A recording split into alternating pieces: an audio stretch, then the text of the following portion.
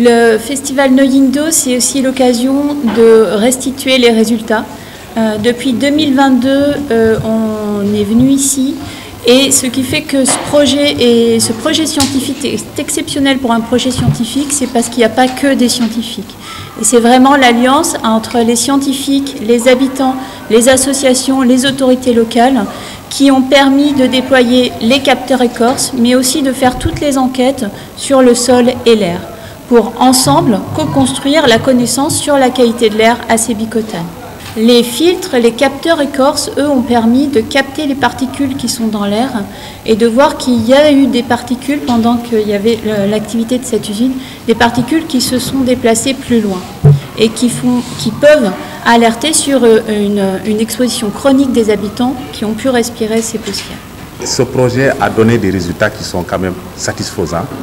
On a pu identifier un certain nombre de plantes qu'on a trouvées au niveau local, au niveau de ces usines, Gravita et les autres usines, qui avaient non seulement la capacité de puiser le plomb, mais également d'autres métaux lourds comme le cadmium et d'autres comme le fer, par exemple, autour de certaines usines.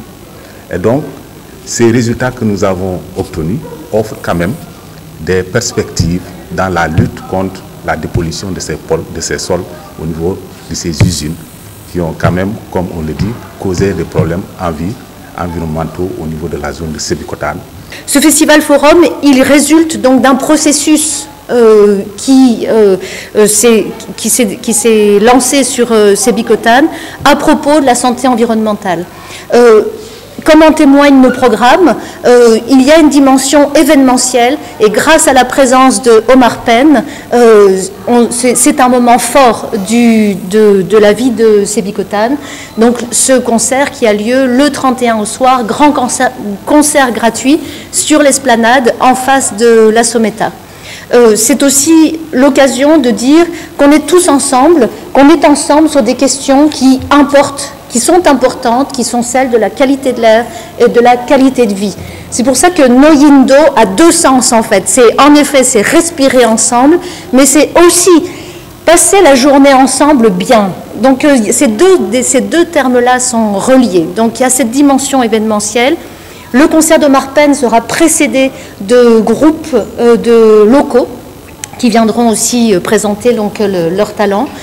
Et puis le lendemain, ont été conviés, et ça c'est une grande différence par rapport aux autres événements qui ont déjà eu lieu, sont conviés les autorités. Il y aura le ministère de l'Environnement qui sera présent dès le samedi matin pour suivre donc l'ensemble des événements. Ce sera l'occasion de mettre ensemble les autorités, les populations qui se sont organisées en collectif, et c'est aussi de porter la parole des habitants, des populations et les paroles scientifiques par des causeries, par des stands d'éco-citoyens, par des actions artistiques telles que du théâtre forum, par des expositions aussi, qui sont des expositions d'architecture, des expositions de photographie, des expositions art-sciences.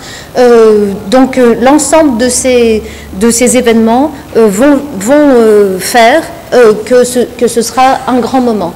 Et notamment, il y aura lors de cette journée un plaidoyer qui sera prononcé du Conseil citoyen de l'Observatoire.